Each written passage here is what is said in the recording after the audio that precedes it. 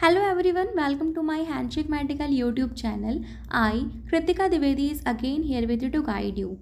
And today I am going to discuss about a remedy from Allen's keynote, that is Proton Tiglium.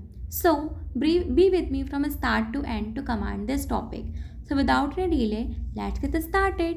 तो आज हम एक medicine Elon की note की एक रेमेडी प्रोटॉन टिग्लियम के बारे में डिस्कस करेंगे और अक्सर ही इसका एकेडमिक एग्ज़ाम में बीएचएमएस के एग्ज़ाम में इसका हमेशा जीआई सिम्टम बहुत ज़्यादा पूछा जाता है, बहुत इम्पॉर्टेंट है। तो चलिए स्टार्ट करते हैं।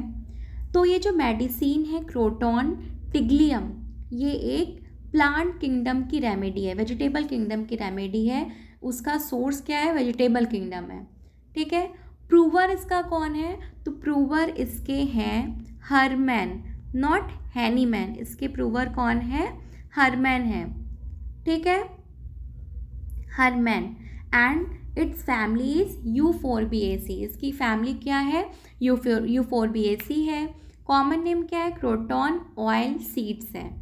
थर्मल, ये एम्बीथर्मल होता है और ये मियास्म, सोरा मियास्म को कवर करता है। And it's a short acting remedy. इसका ड्यूरेशन ऑफ एक्शन बहुत लंबा नहीं होता है, ये शॉर्ट एक्टिंग रेमेडी है। तो चलिए इसके और सिम्टम को देखते हैं। सबसे पहले इसका GI symptom, gastro intestinal system दिया गया है, जो कि बहुत ही ज़्यादा एग्जाम पॉइंट ऑफ व्यू से इम्पॉर्टेंट है। तो ये क्या करती है? Affects the mucous membrane of the intestinal tract. Intestinal tract के म्यूकस मेम्ब्रेन को ये अफेक्ट करती है। और क्या करती है? Produce transudation of watery proportion of blood. Watery proportion of blood का ट्रांसुडेशन कराती है। कोपियस वाटरी डायरिया, इसका डायरिया इंपॉर्टेंट है। डायरिया कैसा हो रहा है? बहुत ही ज़्यादा हो रहा है, प्रोफ्यूज अमाउंट में हो रहा है, कोपियस हो रहा है, वाटरी हो रहा है। And develops acute eczema over the whole body. और इसके होल बॉडी में, पूरे बॉडी में क्या होता है? एक्जिमा होता है। और क्या है इसमें? The bowels are moved as if by spasmodic jerks coming out like a shot. यानी कि उसके बॉविल में एक स्पास्मोडिक जर्क होता रहता है, यानी कि उसके पेट में जैसे लगेगा कि ऐठन हो रहा है, मरोड़ हो रहा है। और coming out like a shot, और जब वो पास आउट करने जाएगा तो उसको एक शॉट में ही उसका स्टूल क्या होगा? बाहर आएगा। As soon as the patient eats, drinks or even while eating yellow watery stool, जैसे ही पेशेंट कुछ खाता है, कुछ भी खाता है या कुछ भी पीता है, या और इवन वाइल ईटिंग, खाते खाते ही उसको क्या हो जाता है? उसको अर्ज हो जाता है, अर्ज आ जाता है और येलो वाटरी स्टूल उसको पास आउट होता है। Constant urging to stool followed by sudden evacuation, यानी कि इसमें कांस्टेंट अर्जिंग है, तुरंत अर्जिंग हुई, तुरंत उसमें अर्जिंग हुई तो उसको तुरंत उसको इवैक्यूएट करना है, ज़रा भी वो देर नहीं कर सकता। तुरंत तो लगेगा कि हमको स्टूल पास आउट करने जाना है तो वो तुरंत ही उसको इवैक्यूएट करने जाएगा।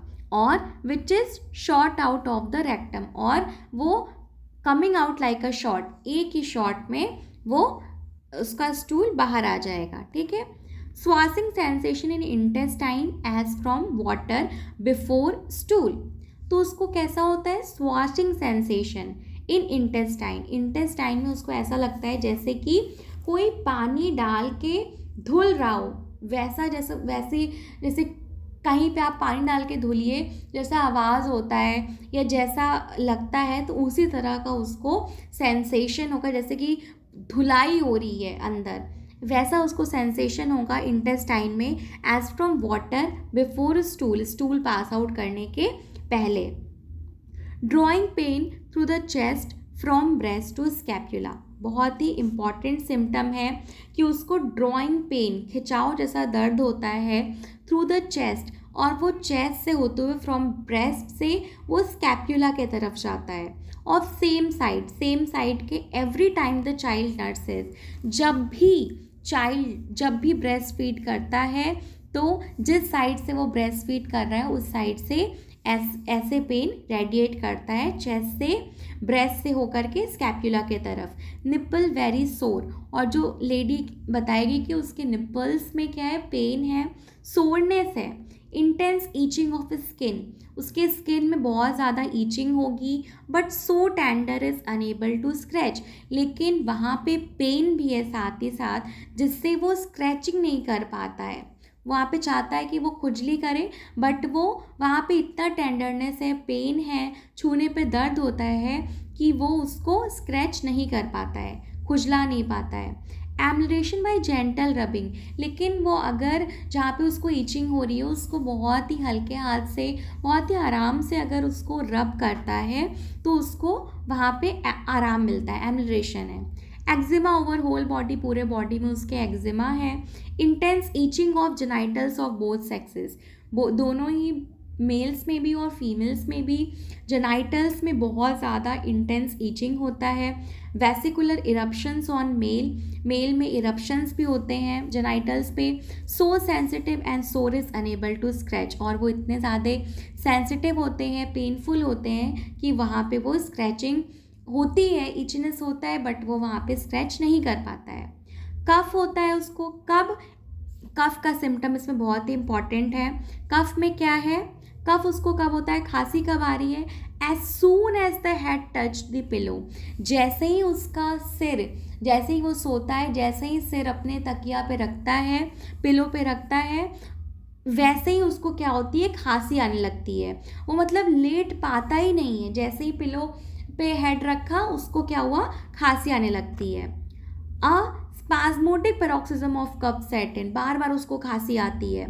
सफोकेट, सफोकेशन, इतना ज़्यादा बार उसको खांसी आ रही है, इतना बार बार खांसी आ रही है कि उसको सफोकेशन होने लगता है। Must walk about the room और sleep in a chair, patient आके आपको क्या बताएगा कि डॉक्टर साहब जब हम सोने जाते हैं, जैसे ही हम तकिए पे सिर रखते हैं, अपना पिलो पे हेड रखते हैं, वैसे ही हमें खांसी आने लगती है, और इतना ज़्यादा हमें खांसी आती है कि हमें सफोकेशन होने लगता है, सांस ही नहीं ली जाती है, और हमें रेस्टलेसनेस भी रहता है, हम रात में सो नहीं पाते हैं इस कारण से, और पर्सन रात में कमरे में टहलता रहेगा, चलता रहेगा, रेस्टलेस रहेगा, सो नहीं पाएगा, और वो बताएगा कि हमें बिस्तर पे लेट के नींद नहीं आती है, क्योंकि पिलो पे हेड रखेगा तो उसको खांसी आएगी, तो वो पेशेंट पूरी रात कुर्सी पे बैठे बैठे ही वो सोता है, ठीक है, कुर्सी पे बैठ के ही उसकी पूरी रात बीत जाती है। स्लीप इन अ चेयर, ठीक है। फिर इसका आता है रिलेशन सेक्शन। इसमें क्या है, इसको हम कंपेयर करेंगे किसके साथ, कालीब्रोम के साथ। Phosphorus in chronic infantile diarrhoea में। साइलेशिया अगर पेन हो रहा है from nipple through to back when nursing, जब बेबी नर्स कर रहा है, तो अगर पेन हो रहा है निप्पल से बैक की तरफ, उस कंडीशन में उसको साइलेशिया से कंपेयर करेंगे। और क्या है, इसमें एग्रावेशन है, कब है एग्रावेशन, किस चीज़ में है, तो डायरिया में है। एवरी मोशन आफ्टर ड्रिंकिंग, कुछ भी पीने से, वाइल ईटिंग और नर्सिंग, ठीक है। ड्यूरिंग समर में है डायरिया इसको, और या एग्रावेशन कह लें। फ्रॉम फ्रूट से है, एंड स्वीट मीट से है। द लीस्ट फूड और ड्रिंक से इसको क्या है, ये कुछ भी खाता है, थोड़ा सा भी कुछ खाएगा, ये पिएगा, तो इसको क्या होगा, डायरिया हो जाएगा, ठीक है। तो this is all about the remedy Croton tiglium. So I hope you learn the best. तो अगर आपको समझ में आया हो प्रॉपरली, वीडियो अच्छा लगा हो, तो लाइक, शेयर और सब्सक्राइब करना नहीं भूलिएगा। और अगर आपको इसमें कुछ इम्प्रूवमेंट भी लगता है कि मैं वीडियो लेक्चर में कुछ इम्प्रूवमेंट करूं या किसी पर्टिकुलर टॉपिक पे वीडियो लेक्चर बनाऊं, तो आप इसको भी कमेंट में सजेस्ट कर सकते हो, या कुछ अच्छा आपको लगा हो तो आप उसको बता सकते हो। So this is all about today. Thank you, thanks for watching.